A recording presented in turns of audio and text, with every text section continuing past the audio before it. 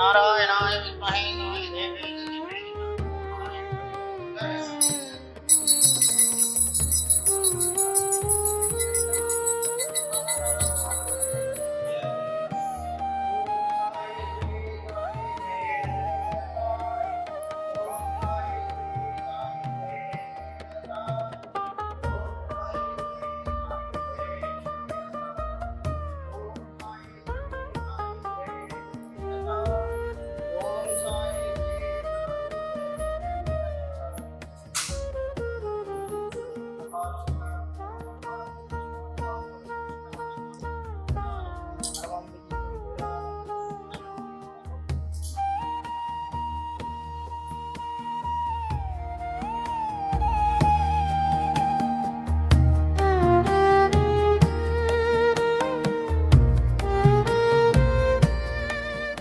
ఓం సాయి శ్రీ సాయి జయ జయ సాయి. ప్రస్తుతం మనం చిత్తూరులోని శ్రీ సాయిబాబా మందిరంలో ఉన్నాం. డాక్టర్ సికే లావణ్య గారి ఆధ్వర్యంలో ఎంతో చక్కగా ఈ ఆలయాన్ని నిర్వహణ బాధ్యతల్ని కూడా వారు నిర్వహిస్తున్నారు. మేడం చెప్పండి, అసలు ఈ ఆలయం ఇక్కడ నిర్మించడానికి గల సంకల్పం ఎప్పుడు కలిగింది, ఎలా కలిగింది? వివాహానికి ముందు సికే బాబు గారు వాళ్ళ బ్రదర్ మా బావగారు స్వామిరెడ్డి గారు బాబా గారి డివోటీ. అలా బాబా గారికి బాగా సిక్కి బాబు గారికి బాగా మంచి అనుబంధం ఏర్పడింది. సో సిక్కి బాబు గారు వివాహానికి ముందే ఆయన ఎమ్మెల్యే అయిన తర్వాత మొట్టమొదట బాబా ఆలయాన్ని కట్టాలని సంకల్పించుకున్నారు. డాక్టర్ మర్రి చెన్నారెడ్డి గారు సీఎంగా ఉన్నారు. అప్పుడు ఈ ఆలయానికి శంకుస్థాపన చేయడం జరిగింది. ఒక చిన్న ఫోటో పటం పెట్టి ఆలయాన్ని ప్రారంభించారు ఈ ప్లేస్లో. అప్పుడంతా ఈ ప్రాంతం అంతా కూడా చాలా గ్రామీణ ప్రాంతంగా అలా ఉండేది. ఆ తర్వాత దినదిన అభివృద్ధి చెంది ఈ మందిరం పూర్తి చేయడానికి దాదాపు 2000 సంవత్సరం పట్టింది. 2000 సంవత్సరంలో మహాకుంభాభిషేకం, అంటే ఇక్కడ ఉన్నారు కదా బాబా గారు, ఈ బాబా గారు ఉండేవాళ్ళు. ఆ తర్వాత ఈ బాబా గారు ప్రతిష్ఠ చేయటం జరిగింది. ఈ దేవాలయము మన జయేంద్ర సరస్వతి గారి యొక్క ఆశీస్సులతో ఇక్కడ పూజా కార్యక్రమాలన్నీ కూడా ఆగమోక్తంగా ఏ విధంగా చేయాలి అని కుంభాభిషేకం దాదాపు 12 రోజులు నిర్వహించి 3 కాలాలు అత్యద్భుతంగా చాలా బాగా చేయడం జరిగింది. మొన్న పోయిన సంవత్సరం ఈ గుడి కూడా అంటే ఇప్పటికి 3 కుంభాభిషేకాలు పూర్తి చేసుకుంది ఈ దేవాలయం. సూపర్. మొన్న కూడా ఇప్పుడున్న జయేంద్ర సరస్వతి తర్వాత వచ్చిన విజయేంద్ర సరస్వతి గారి ఆశీస్సులతో కంచి నుంచి స్వాములందరూ వచ్చి చాలా అద్భుతంగా పూజా కార్యక్రమాలన్నీ చేస్తూ వచ్చారు. అలాగే ఇక్కడ మనకు దసరా నవరాత్రులు కూడా చాలా అత్యంత వైభవంగా సామూహికంగా జరుపుకుంటాము. గురు పౌర్ణమి వేడుకలు అంగరంగ వైభవంగా జరుగుతాయి. శ్రీరామనవమి వేడుకలు జరుగుతాయి. కృష్ణాష్టమి వేడుకలు జరుగుతాయి. అంటే ఈ దేవాలయంలో ఇంకొక విషయం కూడా చెప్పాలా, మీకు అక్కడికి వెళ్ళిన తర్వాత చూపిస్తాను. మా సింబాలిక్గా ఉంటుంది. అంటే హిందువులు, ముస్లింలు, క్రైస్తవులు అందరూ కూడా ఈ బాబా గారి దృష్టిలో అందరూ ఒకటే. అలా మేము నిర్మించటం జరిగింది. ఇక్కడ జనవరి 1 డిసెంబర్ 25 రంజాన్ సమయంలో అలా ప్రార్థనలు చేయటము. చాలా మంది రోడ్లో వెళ్తా కూడా అక్కడ ప్రార్థన చేసుకుని వెళ్తా ఉంటారు. అదే నేను వచ్చేటప్పుడు కూడా చూసాను, సర్వమత సమ్మేళనంగా అందరినీ కూడా సమానత్వంగా చూస్తుంటే బాబా తను ఉన్నప్పుడు తన వారికి ఏ విధంగా అయితే చెప్పారో ఆ విధంగా మీరు ఇక్కడ రిప్రజెంట్ చేస్తున్నారు. బాబా అక్కడ ఉన్నప్పుడు చందనోత్సవం చేశారు, అలాగే ముస్లింలకు సంబంధించి చేశారు. ఇట్లా వీళ్ళకేమో చావడి అంటే ఉత్సవం చేశారు. చావడి ఉత్సవము, చందనోత్సవము, చందనోత్సవము, మళ్ళీ పతాకోత్సవం చేసేవాళ్ళు, గంధోత్సవం చేసేవాళ్ళు. మేము అవన్నీ కూడా పాటిస్తున్నాం. ప్రతి పౌర్ణమికి సత్యనారాయణ స్వామి వ్రతం జరుగుతుంది. ఇక్కడ పూజా కార్యక్రమాలే కాదండి, నేను మీకు ఇంతకుముందు ఇంటర్వ్యూలో కూడా చెప్పాను, 30% పూజ అయితే 70% సేవా కార్యక్రమాలన్నీ కూడా మా టెంపుల్ ద్వారా చేస్తూ వస్తున్నాం. ఎలాంటి సేవలు చేస్తారు? సేవా కార్యక్రమం అంటే నేను ఇదివరకే చెప్పినట్లు మనము పిల్లలకి అందరికీ కూడా ఉచితంగా నోట్ పుస్తకాలు, వాళ్ళకి కావాల్సిన స్టేషనరీ, ఇక్కడ బ్లడ్ డొనేషన్ క్యాంప్స్ కండక్ట్ చేస్తాం, హెల్త్ క్యాంప్స్ కండక్ట్ చేస్తాం, ఉమెన్ హెల్త్ క్యాంప్స్ కండక్ట్ చేస్తాము, ప్రిజనర్స్కి హెల్త్ క్యాంప్స్, వాళ్ళకి మోటివేషనల్ క్యాంప్స్, వాళ్ళు చాలా డిప్రెషన్లో ఉంటారు. ఇన్ని కార్యక్రమాలు మీరు ఇట్లాంటి ఎలా చేయగలుగుతున్నారు మేము అసలు? చాలా తక్కువ చేస్తాం, ఇంకా చాలా ఎక్కువ మీకు చేయాలి. 24 గంటలు ఎలా సరిపోతుంది ఏం అసలు? లేదండి, వీళ్ళందరూ కోఆపరేట్ చేస్తున్నారు. మా టీం, మా మేనేజర్స్, మా పూజారి, ఇక్కడున్న స్టాఫ్, మా అభిమానులు, భక్తులు అందరూ కూడా కోఆపరేట్ చేస్తూ ఉన్నారు. ఇది ఒకరి దీంతో కాదు. Plus Shri Shirdi Vishwasai charitable trust ద్వారానే చిత్తూరు పట్టణంలో 15 సంవత్సరాల క్రితమే మినరల్ వాటర్ ప్లాంట్స్ పెట్టి ఇక్కడున్న ప్రాంతంలో ఉన్న ప్రజలందరికీ కూడా సురక్షితమైన మంచి నీరును ఉచితంగా అందించడం జరిగింది. ప్లాస్టిక్ బ్యాన్ మేము 10 సంవత్సరాల క్రితమే ప్రారంభించి, ఊరికే ప్లాస్టిక్ బ్యాన్ కాదు, దానికి ప్రత్యామ్నాయంగా ఉచితంగా మేము బ్యాగ్స్, కాటన్ బ్యాగ్స్ కుట్టించి ప్రతి ఇంటికి కలెక్టర్ గారి ఆధ్వర్యంలో అందరికి ప్రతి ఇంటికి పంపించడం జరిగింది. అట్లా మేము అంటే సమాజానికి ఉపయోగపడే కార్యక్రమాలు చేయాలని బ్లడ్ డోనర్స్ని కూడా పంపిస్తాం. చాలా మంది బ్లడ్ డోనర్ని అడుగుతారు, బ్లడ్ అడగరు. అట్లా బ్లడ్ కావాలన్న వాళ్ళకి బ్లడ్ ఇవ్వడము, బ్లడ్ డోనర్ కావాలంటే డోనర్ని పంపించడము, అట్లాంటి కార్యక్రమాలు చేస్తున్నాం. పీవీకేఎన్ కాలేజ్, ఇక్కడ ఉన్న కాలేజెస్ దాంట్లో అంతా మొత్తం డైమండ్ జూబ్లీ సెలబ్రేషన్స్ చేసినప్పుడు కావచ్చు, గోల్డెన్ జూబ్లీ సెలబ్రేషన్స్, ఇవన్నీ కూడా మా ట్రస్ట్ ద్వారానే చేస్తూ వచ్చినాం. ప్లస్ సమైక్యాంధ్ర మూమెంట్ అప్పుడు అంటే సమాజంలో ఒక సమస్య ఏర్పడింది, ఆ సమస్యని ప్రజల దృష్టికి తీసుకెళ్లాలని ట్రస్ట్, ఏ ట్రస్ట్ కూడా అలాంటి కార్యక్రమాలు చేయదు. మేము 1,00,000 మందితో ఆ ప్రోగ్రామ్ అత్యంత విజయవంతంగా జరిగింది. దాని తర్వాత చాలా మోటివేట్ అయ్యి కావాల్సిన వీడియో క్లిప్స్ కూడా పంపిస్తాము. అది కేవలం పొలిటికల్ ప్రోగ్రామ్ కాదండి, మేము ట్రస్ట్ ఇచ్చిన పిలుపు మేరకు కొన్ని లక్షల మంది ఆ ప్రోగ్రాంలో పార్టిసిపేట్ చేసి అత్యద్భుతంగా చేయటం జరిగింది. చాలా అంటే ఇప్పుడు ఏదైనా ఒక ఆధ్యాత్మిక కార్యక్రమం చెయ్యాలి అని అంటే అందరికీ మనసు రాదు, డబ్బు చాలా మందికి ఉంటుంది, కానీ ఆ డబ్బుని ఆధ్యాత్మికంగా వినియోగించేవారు చాలా తక్కువ మంది ఉంటారు. అటువంటి వాళ్ళు మీరు అగ్రస్థానాన్ని సంపాదించారు. కాదు, డబ్బు ఉన్న వాళ్ళకి ఏమో మేము డబ్బు లేదు, మా దగ్గర మనసు ఉంది, చేయాలనే సంకల్పం ఉంది. ఇవన్నీ కూడా ఏదో డబ్బులు ఎక్కువే కాదండి, ఎంత కూడా మేము అందరము అంటే వేరే నిధులతో కాదు, మా సొంత నిధులతో ఆలయాన్ని నిర్మించటము ఇవన్నీ కూడా చేసాం. అంటే పెద్దవాళ్ళు నడిచి రాలేరని లిఫ్ట్ కూడా పెట్టించాం ఈ మధ్య కాలంలో. ఇది వరకు ఇక్కడ కూడా స్టెప్స్ ఉండేది ఇలాగే. పాపం చాలా మంది పెద్దవాళ్ళు వచ్చి బాగుంది గుడి ఎంత చుట్టూ వెళ్తారు, పాపం మేము పైకి ఎక్కలేకపోతున్నామని వాళ్ళ కోసం లిఫ్ట్ కూడా పెట్టడం జరిగింది. గ్రేట్.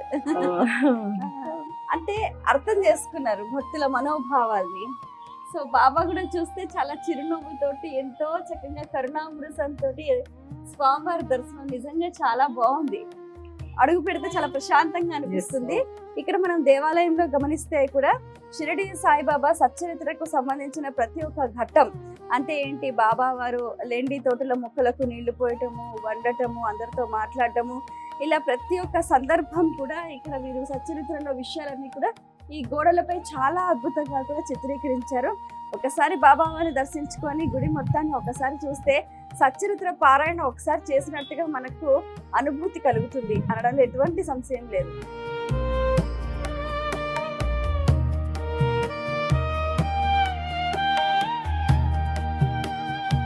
మనము షిరిడిలో ఏ విధంగా అయితే గురుస్థాన్ ఉంటుందో మనం ఇక్కడ గురుస్థాన్ని ప్రారంభించడం జరిగింది. అక్కడ దుని మనం ఇంతకుముందు కూడా అనుకున్నాం, షిరిడి నుంచి అప్పుడు అత్యంత ప్రతిష్టాత్మకంగా అక్కడి నుంచి దునిని తీసుకొచ్చి దాదాపు 26 సంవత్సరాలు అయిందండి, నిరంతరంగా వెలుగుతూ ఉంది. మనకు కరోనా టైంలో కూడా పెద్దగా దాతలందరూ కూడా సహకరించి అన్నదానం కార్యక్రమం కూడా మనకు థర్స్డే చేస్తూ ఉంటాము. మెడికల్ క్యాంప్స్ కండక్ట్ చేస్తూ ఉంటాము. పిల్లలకి ఇంకా మోటివేషనల్ క్లాసెస్, ఇంకా పిల్లలకైతే మేము ఇంగ్లీష్ లాంగ్వేజ్ స్కిల్స్ బాగా నేర్చుకోవాలని దాదాపు 1,00,000 డిక్షనరీ ఇచ్చుంటామండి. డిక్షనరీ అసలు ఈ ఆలోచన ఎవరికి రాదండి. డిక్షనరీ అంటే ప్రతిరోజు ఒక 5 పదాలు 10 పదాలు అర్థంతో నేర్చుకోవాలి అని చెప్పి డిక్షనరీస్ ఆర్డర్ చేసి, సో ప్రతి విద్యార్థికి ఒక డిక్షనరీ ఇవ్వటము, దాంట్లో తెలుగులో కూడా మీనింగ్ ఉండటము, ఇంగ్లీష్లో ఏ విధంగా ప్రొనౌన్స్ చేయాలని తెలుగులో కూడా ఉండటం పక్కన, అట్లాంటి డిక్షనరీస్ అన్ని హ్యాండ్ ఓవర్ చేయటము. అట్లా అంటే ఇవన్నీ పెద్ద గూగుల్ వచ్చాక డిక్షనరీని అందరూ మర్చిపోయారు చెప్పాలంటే అసలు. బట్ మేమైతే ఈ కార్యక్రమాలన్నీ చేస్తా వచ్చినాం, ఇంకా కూడా చేయాల్సింది ఉంది, చేస్తాం. చాలా చక్కటి ఆలోచన. మనం గమనిస్తే కూడా ఈ వేప చెట్టు నీడలో ఎంతో చక్కగా సాయిబాబా గురుస్థాన్ అంటే వారి గురువు యొక్క స్థానం మనం ఇక్కడ గమనించవచ్చు. అలాగే ఇక్కడ ధుని చాలా ప్రత్యేకమైంది, ఎందుకంటే కూడా ఆ ధుని షిరిడి సాయిబాబా దగ్గర నుంచి ఆ నిప్పు తీసుకొచ్చి ఇక్కడ ధునిని వెలిగించారు. అప్పటి నుంచి దాదాపుగా 25 సంవత్సరాల నుంచి ఇక్కడ ధుని నిరంతరాయంగా కూడా వెలుగుతుంది. నీ ధుని మంటల వేడిమికి పాపం పోవును తాకిడికి అని బాబా చెప్తూ ఉంటారు. సాయి చాలీసాలో చాలా చక్కగా ఇక్కడికి వచ్చే భక్తుల పాపాలన్నీ కూడా ఆ ధుని తాకిడికి కూడా పోతాయి అని కూడా చెప్తూ ఉంటారు. నిజంగా ఇక్కడ బాబా వారి సన్నిధిలో బాబా ఉన్నప్పుడు ఎలాంటి కార్యక్రమాలు చేశారు, అవన్నీ ఎలాంటి ఉత్సవాలు చేశారు, అవన్నీ కూడా అదే విధంగా అంతే శాస్త్రోక్తంగా ఇక్కడ ఈ బాబా వారి సన్నిధిలో నిర్వహిస్తున్నారు. ముఖ్యంగా సాయిబాబా సచ్చరిత్ర పారాయణం చాలా మంది భక్తి శ్రద్ధలతో ఇక్కడికి వచ్చి కాసేపు కూర్చొని చదివి వెళ్తూ ఉంటారు.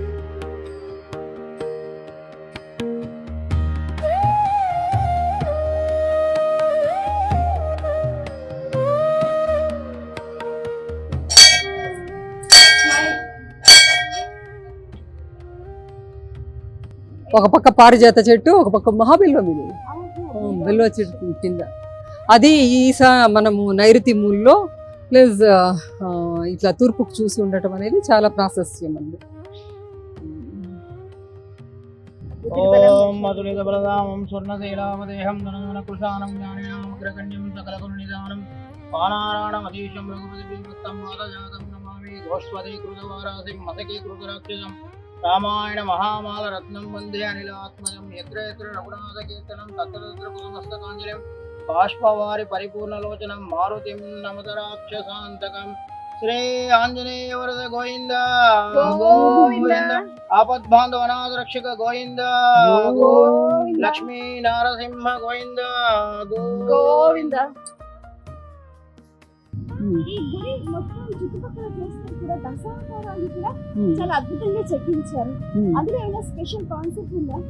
అంతే అండి, మనము హిందూ నిజంలో ఉన్నాము, మనం హిందూ మతాల్లో పుట్టాము పెరిగాము మనం, ప్లస్ బాబా గారిని మనం ఆరాధిస్తున్నాము.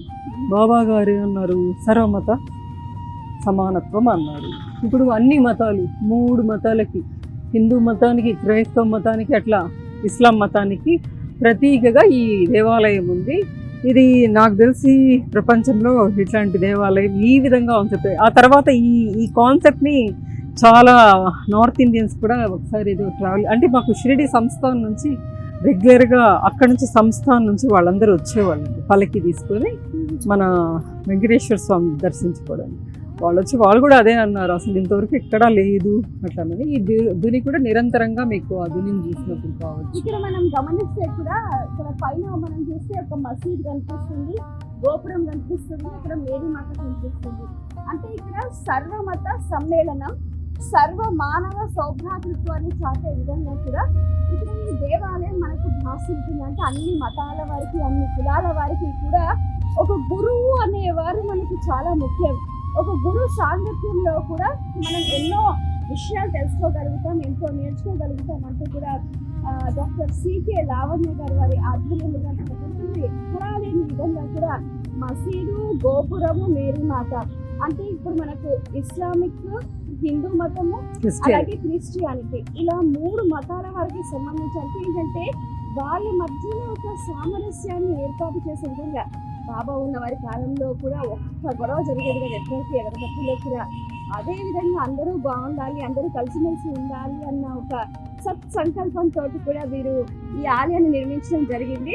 అమ్మ, అసలు ఈ సంకల్పం ఎలా కలిగింది? తెలీదండి నాకు, అది సీకే బాబు గారి సంకల్పము. సీకే బాబు గారి సంకల్పం. సో ఈ పుణ్యం అంతా వారికి అంటారు. 100% అండి. అంటే సీకే బాబు గారికి ఇది ఈ గుడికి మా పిల్లల దగ్గర నుంచి నీళ్లు పట్టారండి చిన్నపిల్లలప్పుడు. అంటే మేమందరము ఈ గుళ్ళో అంటే మనకు రాముల వారికి వారధి కట్టినప్పుడు ఏ విధంగా అయితే ఇసుక వచ్చి మా ఇసుక మట్టి గుడితో వచ్చి ఇసుకలో దొల్లి ఇలా చేసిందో మేమందరము ఈ దేవాలయం కోసం పనిచేసినారు. ఎక్కువగా సీకే బాబు గారు చాలా కష్టపడ్డారు. కష్టపడి దేవాలయాన్ని పూర్తి చేయడం జరిగింది. బాగా ఆలయం నిర్మించడానికి కారణం సీకే బాబు గారు అండ్ వారి సతీమణి కుటుంబం అంతా కలిసి కష్టపడి పెద్ద దేవాలయాన్ని అందరి కోసం ఏర్పాటు చేశారండి. నిజంగా వారికి హృదయపూర్వక ధన్యవాదాలు తెలియజేస్తున్నాను సందర్భంగా. Thank you. లోపలికి వెళ్దామా? ఈ ఏరియా అంతా మెడికల్ క్యాంప్స్ కండక్ట్ చేయటము, అన్నదానానికి ఈ ప్లేస్ అంతా ఉపయోగించుకుంటాము. ముందు లైబ్రరీ కూడా యూజ్ చేసేవాళ్ళు. ఇప్పుడు ఎక్కడ పుస్తకాలు చదివే వాళ్ళు తగ్గిపోయారండి. ఎంత బుక్స్ అంతా ముందు ఎక్కువగా ఇది ఇక్కడ ధ్యాన మందిరం, ఇది సెంట్రల్ ఏసీ ధ్యాన మందిరం అండి. ఇక్కడ మెడికల్ క్యాంప్స్ అవన్నీ కండక్ట్ చేస్తూ ఉంటాము. సత్సంగం ఇక్కడే చేస్తూ ఉంటాము. నవరాత్రి బొమ్మల కొలువు ఏర్పాటు చేస్తూ ఉంటాము. అట్లా సంగీత కార్యక్రమాలు ఏర్పాటు చేస్తూ ఉంటాను. అట్లా డిఫరెంట్ అండి. ఇది ఈ బాబా వచ్చి మా గురువు గారు నాకు ప్రజెంట్ చేశారు. నీకు ఒక గిఫ్ట్ పంపిస్తున్నాను తీసుకో అన్నారు. ఏదో గిఫ్ట్, ఏదో బుక్స్ ఉంటాయి అనుకున్నా, చూస్తే పెద్ద బాబా అని పంపించారు.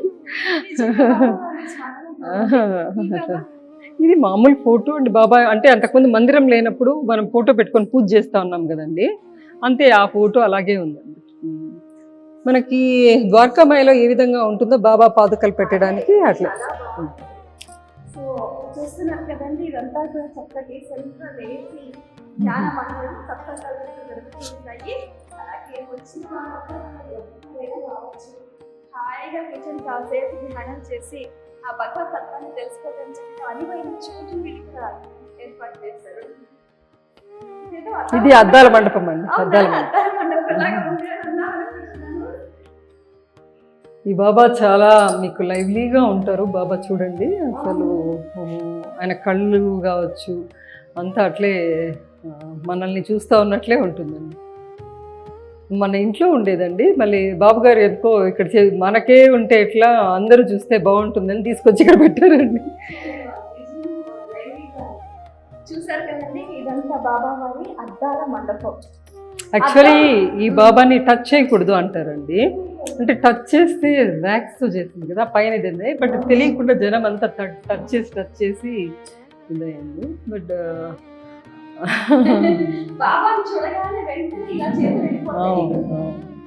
అంటే ఇది న్యాచురల్ అండి. మనకు గోర్లు ఎలా ఉంటాయో కొంచెం విరిగి విరగకుండా కొంచెం మురికి ఉన్నాయి, అలాగే అంటే అంత న్యాచురల్, అంత సజీవ. ఇక్కడ ఎముకలు చూడండి, మీరు అంత డీటెయిల్డ్గా ఆ శిల్పి తయారు చేశారు. శిల్పి యొక్క గొప్పతనము, సజీవంగా మనం బాబాను చూడలేకపోవచ్చు. ఇట్లాంటి ప్రతిమ రూపంలో ఆయన్ని మనం ఆరాధిస్తే తొందరగా ఏకాగ్రత కలుగుతుంది అని.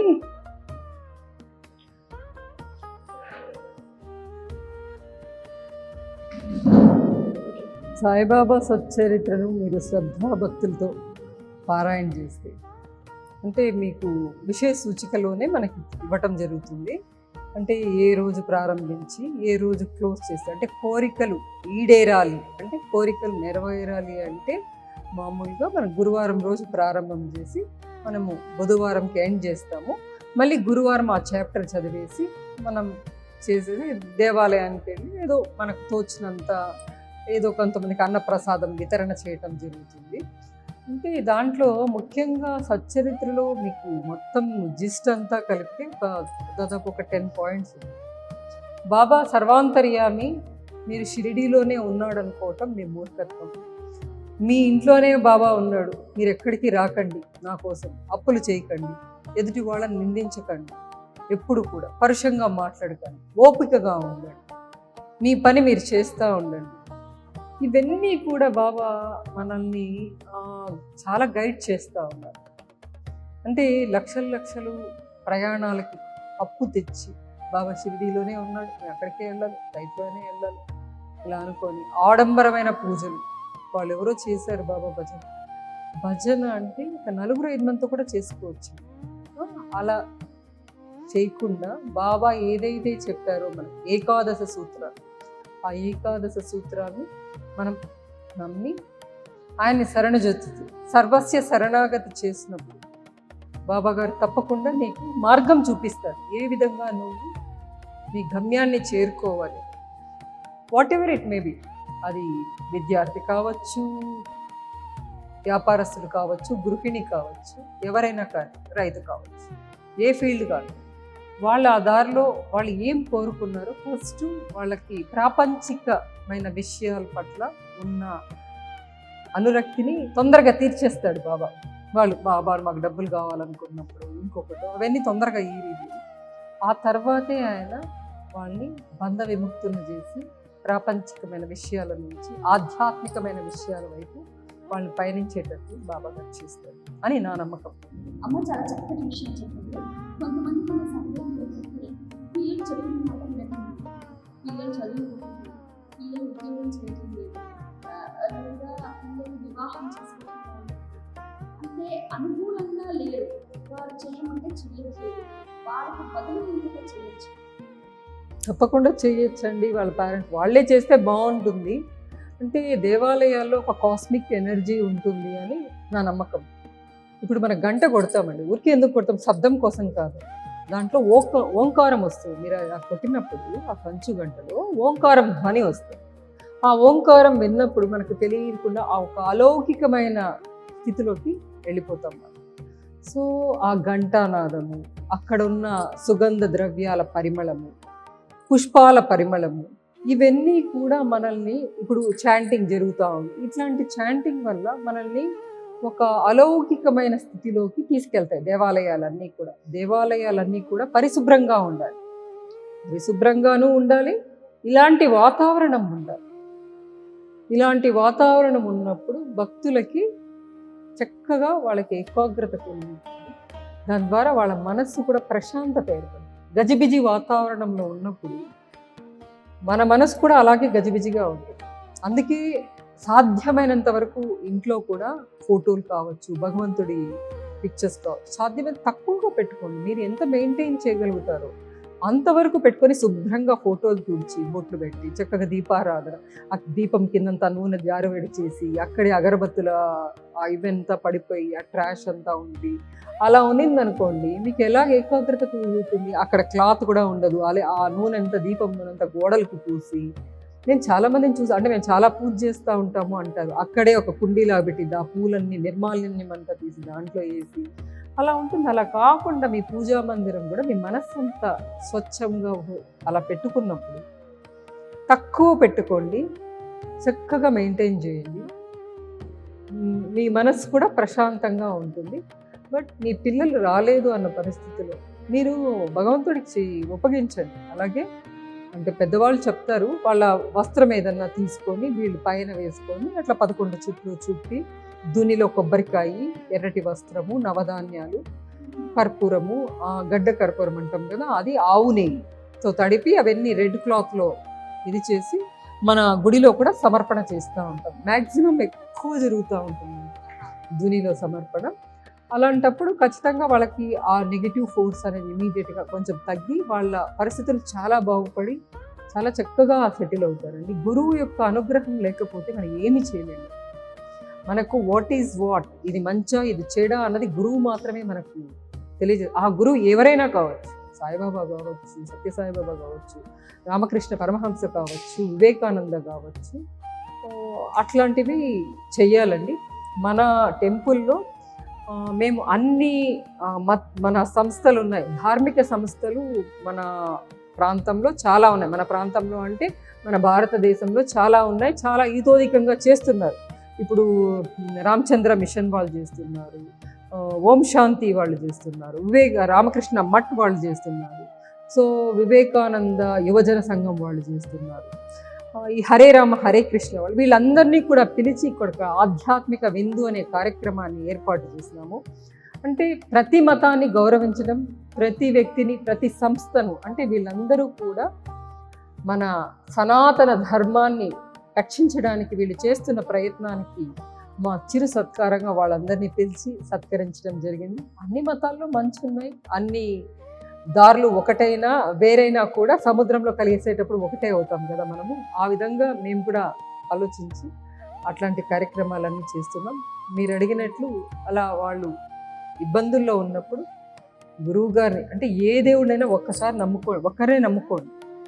ఈరోజు వీళ్ళు తీరలేదని ఇంకొకటి అలా మార్చకుండా లైఫ్లో అలాగే కంటిన్యూ అయినప్పుడు ఖచ్చితంగా వాళ్ళకి తొందరగా రిజల్ట్స్ వస్తాయి. అమ్మ ఇప్పుడు ఈ మధ్య కాలంలో చూస్తే సాయిబాబా పైన వ్యతిరేకత అనేది మొదలైంది. అంటే దుష్ప్రచారం అనేది జరుగుతుంది. ఆ సందర్భంలో మరి సభను కూడా సమ్మేళనం అని మేము ఇక్కడ పెట్టినప్పుడు మరి ఆ వీడియో తాకలేదు. ఏం లేదండి, తాకలేదండి. ఇప్పుడు అలా బాబా పైన ప్రచారం జరుగుతుంది. అంటే ఇప్పుడు దానికి ఎవరైతే ప్రవచనకర్తలు ఉన్నారో, అంటే ఒక్కొక్క ప్రవచనకర్త ఒక్కొక్క ఇష్టంగా మాట్లాడడం. అంటే షిరిడి సంస్థాన్ వాళ్ళు ఏం చెప్పారు, మీరెవరూ మాట్లాడకండి, మీరు అనవసరంగా ఏదేదో మీకు తెలియని విషయాలంతా బాబా అక్కడ పుట్టినారు ఇక్కడ పుట్టినారు అట్లానని మీరు మీ ఓన్గా చెప్పేస్తున్నారు. బాబా ఎక్కడ పుట్టినారని మాకే తెలియదు. అంటే Samsthan is the main final, వాళ్ళ డెసిషన్ అనేది మనం గౌరవించాలి. సో మేము వాళ్ళు చేసే పనులే మేము చూస్తాము, చేస్తాము. వాళ్ళు కూడా మాతో కన్సల్ట్ అవుతూ ఉంటారు. మేము ఏం చేస్తాం అన్నది, అంటే నాకు సంస్థాన్ వాళ్ళతో బాగా మంచి సత్సంబంధాలు ఉన్నాయండి. సో ఈ మిగతా వాళ్ళని ఎవరిని ఎంటర్టైన్ చేయటం లేదు.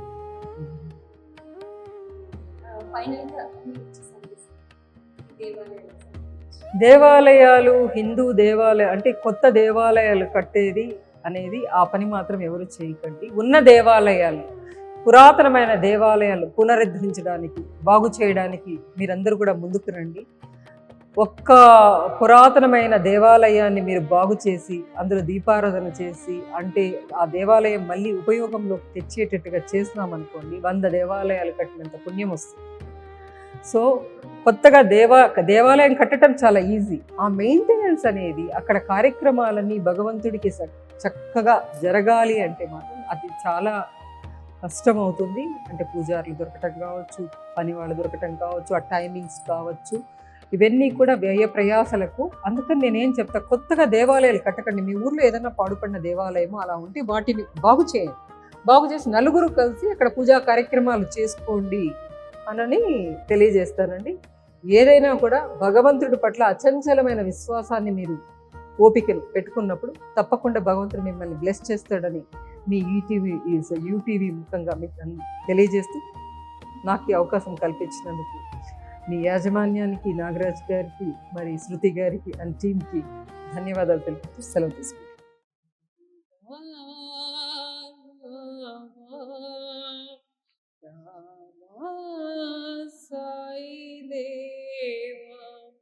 హృదయాన్ని నేను కోవెలగా చేసి, నీరాక కొరకై నే వేచినాను. రావా సాయి దేవా, పంచామృతాలను తేలేను నేను, పంచామృతాలను తేలేను నేను, పరిమళ కుసుమాలు అర్పించలేను, పరిమళ కుసుమాలు అర్పించలేను. నీ సేవ మాత్రమే నీ చేయగలను, నీ సేవ మాత్రమే నే చేయగలను, కన్నీట పాదాలు నే కడుగగలను.